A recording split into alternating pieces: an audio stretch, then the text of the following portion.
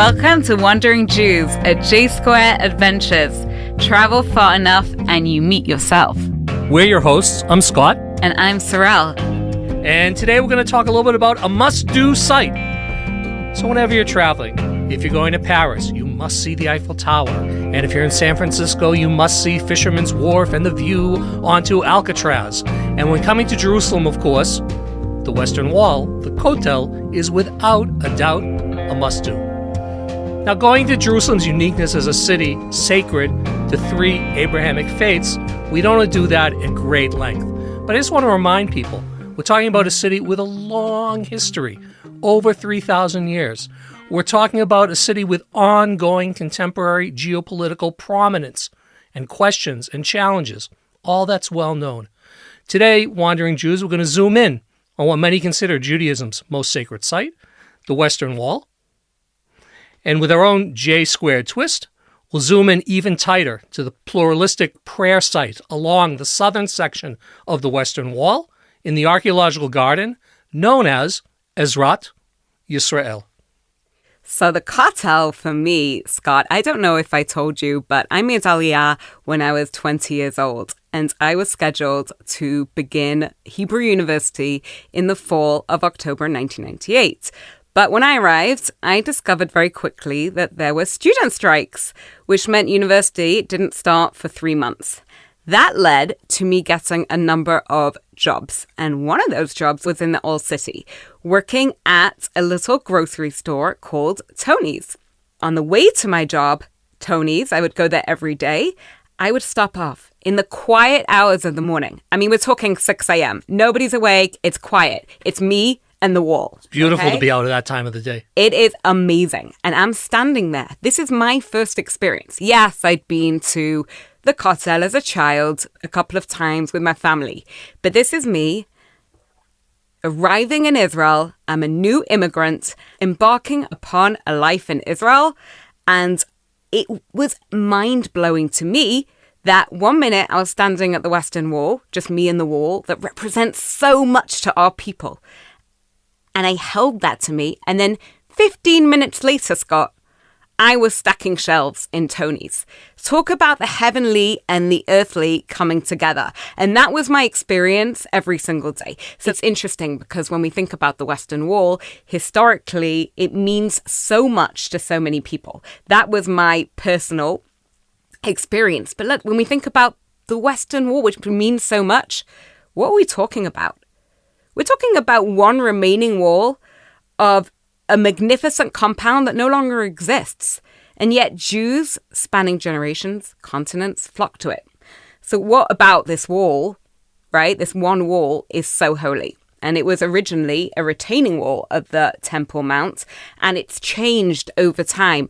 Like it's actually, you know, you just said about the must-dos. It's actually hard to imagine to any group, to any traveler, to recommend a trip to Jerusalem without the Western Wall. I mean, it just doesn't happen. And it's actually amidst a stone of the Western Wall that is the closest point to the Holy of Holies, where they thought that the divine presence, the Shekhinah, once dwelled. And it's really evolved. You know, the wall has stayed the same, but we've seen a lot of ebbs and flows, transformations that go back to the Second Temple, right? The destruction of the Second Temple. We succumb to Roman conquest. The Western Wall at that time, I think, was more of a symbol. It was a symbol of perseverance. It was a symbol of exile. Pilgrims from all over would flock, their hearts heavy, longing for a homeland lost.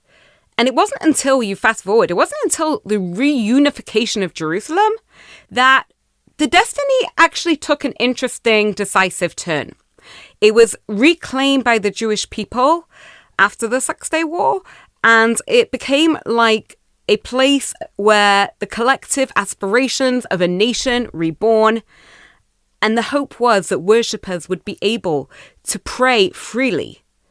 Now, things don't always go according to plan for the Jews, and it's actually still a place of contention and conflict, which really just is a testimony to the enduring complexities of, you know, faith and identity. And the wall is no exception. So the wall has stayed the same, but we're living in a time where there's been tensions between the different religious denominations. While we hoped that it would be a place where worshippers could pray freely, you know, everybody's got their own narrative of ownership and how they see the wall. And it's given rise to a lot of impassioned debates and strong feelings. So it's funny because you're raising a lot of the key questions about how the place is both a unification point, but it's also a place of debate and a place of contention. And anyone who knows me definitely knows that beyond being a history buff, I think a lot of who I am, both personally and professionally, is about that connection with the past. And, you know, really resonates when, for example, Shai Agnon won the Nobel Prize for Literature in 1964, and in his speech to the assembled nobles, he said, I am, and I'm paraphrasing, of course, he said, I am the descendant of the Levites who sang in the temple in Jerusalem 2,000 years ago, and I continue to sing the songs of Zion. Wow. And I really think as a teacher, as a guide, that really resonates with me. And my daughter, Yael, she jokes still today that at her bat mitzvah, I said something like, and Yael is the first Copeland born in Jerusalem in 2,000 years. So these are things that are really part of, you know, who I am and how I see myself. But with that said, I have to admit, I really don't feel a strong connection to the Western Wall, right, to the prayer plaza supervised by the Orthodox-controlled Israeli Ministry of Religion. To me, the Judaism represented at the Orthodox prayer plaza, it's antiquated, it's divisive. Aesthetically, the prayer plaza is much more kitsch than I like. Its gate and patrolling supervisors, again, to me, emphasizes limit, restriction, control. Ethically, at least, to my mind, the plaza represents a rhetoric of unity and Jewish peoplehood, but it behaves to perpetuate the outdated notion that Judaism and Jewishness belong to orthodoxy, and that secular, conservative, reform, reconstructionist, whatever, are somehow less legitimate, less authentic, although demographically, we know the so-called progressive branches of the Jewish people represent the majority of world Jewry in 2024. That's why when I have the privilege to visit the south corner of the Western Wall, the Ezrat Yisrael, the pluralistic prayer platform, I feel a much stronger sense of identification with the site as compared to what I feel when I am at the official prayer plaza. When standing at Ezrat Yisrael, you overlook the archaeological garden that wraps around the southern Western Wall to the southern wall. It includes evidence of Jewish life from Second Temple times, ritual baths, monumental arches, ancient storefronts, the Hulda gates, the staircases, and the entrances that were the places where pilgrims would use to go up the stairs, into the Temple Mount, onto the platform to visit the temple for holidays and festivals. Below the Ezrat Yisrael, when you're standing on that platform, you look down, and right below you, there are piles of enormous stones scattered all about. They're blackened with soot. And these stones, they remain a testimony that you can see, that you can reach out to, of the Jewish revolt against the Roman occupation in the 1st century CE. These are the stones that are described by the historian Josephus, Yosef ben Matityahu. After several years of rebellion and the country eventually being taken over by Roman forces, Roman battering rams conquered Jerusalem. Jerusalem was weakened by siege, it was exhausted by starvation and infighting, and there was really very little hope for victory. The Romans filled the ritual baths with oil, and the Temple Mount was set alight. And the soot that we see on those stones, it's literally the line from Josephus when he describes the Temple Mount boiling up from its roots in an ocean of flame and a sea of fire. And this is the image that Jews carried with us for generations when we came to Jerusalem as pilgrims. Now, you're right. Originally, people came to whatever spot they could get to. Sometimes it was the Eastern Wall, sometimes it was the Southern Wall, sometimes it was the Western Wall. And really, as you're saying, the Western Wall had really no superior pride of place until much more recent times. I want to say something about our groups as well, because when I'm there with groups from J Squared Adventures and we're visiting Ezrat Yisrael and we're going to have a bar mitzvah, do a shechianu, give thanks for the ability to stand in Jerusalem. and to celebrate the continuity of the Jewish people. Again, they're standing above the streets where pilgrims purchased pigeons for the sacrifice. People were buying souvenirs in the shops there. They were grabbing a falafel. Unreal. They were grabbing, it wasn't a postcard, but whatever that trinket they could bring back to their family in Alexandria and in Rome and in Antioch and in Babylon. It wasn't that much different. And that's just crazy. That's, I think, really, really moving. People sat in restaurants in the shade of what today we call Robinson's Arch, and they debated the religious and political issues of the day. Again, it's not so different than Jerusalem in 2024. And all around these would-be prophets and rabble-rousers and self-proclaimed messiahs like Jesus of Galilee and his disciples and the gangs who became the Jewish rebels and the Dead Sea sects, they were all debating what this place should look like. And again, the connection between what happened then and our lives today, for me, that's really why the Ezrat Yisrael is such a important, meaningful, must-do site. And I love that you do with the groups the Shechianu, because as somebody who's lived here for almost 25 years, goodness, I had the ability when I lived in Jerusalem to go to the Kotel whenever I wanted, right? I mean, literally when I had that job at Tony's for those 3 months. So a colleague of mine, a fellow shelf stacker, would pick me up on his tus-tus and I would ride along the bike. And it would just become part of my everyday routine to just, make our way to the old city. I would get off. We would part ways. He would go to Tony's. I would go for my time alone, my meditation at the Western Wall. And I remember there were a couple of times when there were other people there and I almost felt resentful. I'm like, what are you doing here? It's 6 o'clock. It's my spot. Like, it's me in the ward, But the Shechianu, what you're saying, when you have the ability to do something and it becomes part of your everyday, then there's a sense of just taking it for granted. And just hearing you talk about the Shechianu, it's like, yes, it's great for groups who are coming. For them, the Shechianu is truly that feeling of a new experience, right? And it's something, but I think that for all of us who do have, somebody who lives in Israel, it's an opportunity, the Shechianu, to be mindful, to think about the history that is around us, that preceded us, the wall being this. We think about the wall, it's there for us, it's stable. We talk even about the expression, to be a fly on the wall, right? If what these walls can see, what these stones absorbed, what tears, what notes were left inside. And the wall stays the same, but we've changed. We're constantly changing. I mean, even the Ezrat Yisrael, like that is maybe just a baby step, but it is a step and it's an opportunity. I mean, I attended a bar mitzvah at Ezrat Yisrael and it was just such a great feeling. Like I was talking before about how I love to be alone. Like I'm a little bit territorial when it comes to the Western Wall. Most of my experience is at me in the wee hours of the morning, but to be able to celebrate as a family together in this historic, in this special and momentous place is really beautiful. So while we're always hoping that to evolve and to change and progress, it's also important that we don't take for granted what we do have. To be able to eat falafel and pray. Yeah, for sure. One of the most moving, very beautiful moments recently that I was at the Ezrat Yisrael was with a community that had come specifically because they were a group that were finishing their studies to join the Jewish people, to so-called convert to Judaism.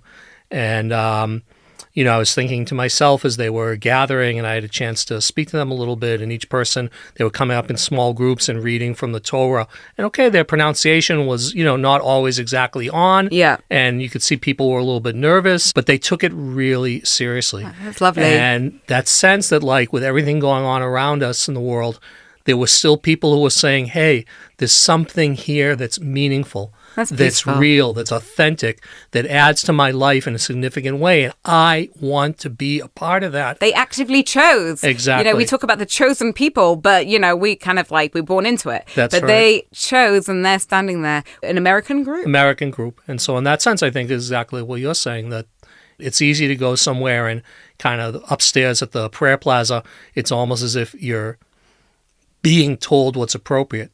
But at Ezrat Yisrael, I think there's a much wider arc of choosing, apropos. In the end, that's really what it's all about, that each person meets that wall, which, yes, is stone, and obviously it doesn't change, really.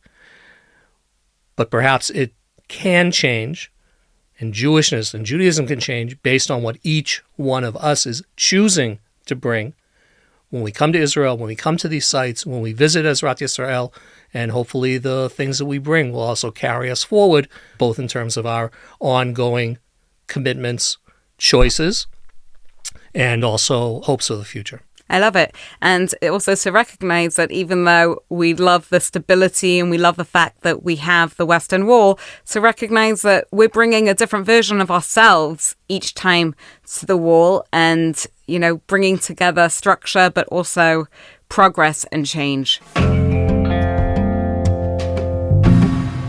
We are here now with Something for the Road, where we leave you with something that you can take with you, whether it be a recommendation for a restaurant or site that you love, or a piece of gear in your bag to make your travels easier. The sky's the limit. And in today's Something for the Road, we're here with our head of content, Rivka Brama, J Squared's head of content. Nice to see you, Rivka. Hi, thanks for having me. This is exciting. Tell me a little bit about yourself. Tell everybody a little bit about yourself, and then we can't wait to hear your recommendation for today.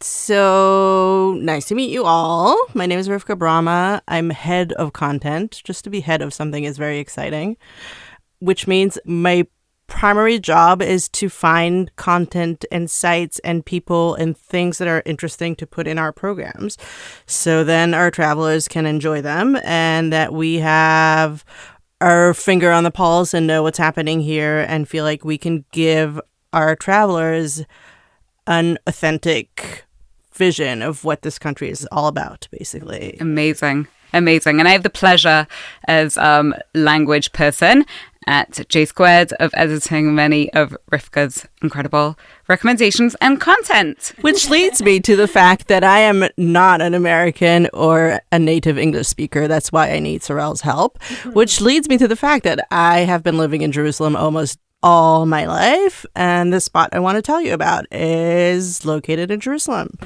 Amazing. Tell us more. So today we're going to talk about a secret spot that I don't think a lot of people know. It's in Jerusalem. It's called the Mirpeset. The Mirpeset in Hebrew is actually balcony or terrace. It's located in Merkaz Klal. Merkaz Klal is this, for lack of better term, would say apocalyptic, rundown, shopping, commerce mall, located in the heart of Jerusalem between Agrippa Street and Jaffa Road. It was established in 1972, thinking this is going to be the place where Jerusalemites are going to hang out. And there was a movie theater and shops and a few places to eat. Yeah, that did not work out. Well, the planning was poor. It's so ugly. It's unbelievably ugly. Like one of the ugliest buildings in Jerusalem. There's a few. Maybe next time we'll tell about others. But it didn't work out. And it became kind of this abandoned place where there's like a Messianic church, a sex shop, and immigration offices for a very, very long time. That's Merkaz Klal. Didn't help that the first Intifada had a huge bombing right close to it, and also like a horrific double murder. Fascinating stories, but I digress. I want to talk about the Mirpeset because at 2016, a group of amazing young people created a nonprofit called Muslala, and they were looking for a place to set their headquarters. Muslala is a nonprofit grassroots co-op, artist co-op that was created in order for citizens of Jerusalem, people who live in Jerusalem from very different backgrounds, to meet together through art and through sustainability and through everything that's good and nice. And they were looking for a place to be, and they're like, oh, this is in the middle of town. This is where a lot of different communities that live in Jerusalem can meet. It's not too far from the Haredi Orthodox community. It's 2 minutes from Machane Yehuda Street. Let's set up shop here. And they created this beautiful urban jungle up in the rooftop of Merkaz Klal. It's called Hamirpeset. It's basically a free hub where people can come in, sit, have coffee, work, meet other people. There's also like all kinds of classes like urban gardening and acro yoga and whatever you feel like, you can take them.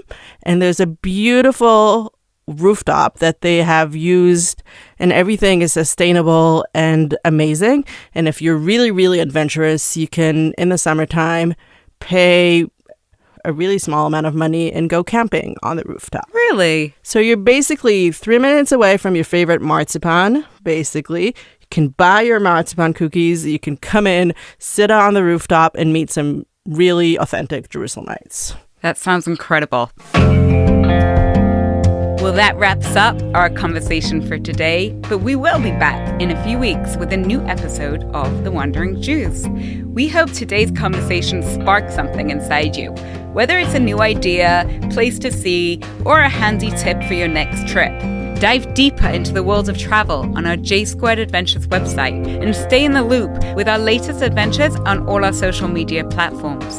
And if you enjoyed hanging out with us, don't forget to leave a comment, review, and subscribe wherever you get your podcasts. We would love to hear from you. Until next time, travel safely and keep wandering. I'm Sorelle. I'm Scott. See you next time at Wandering Jews.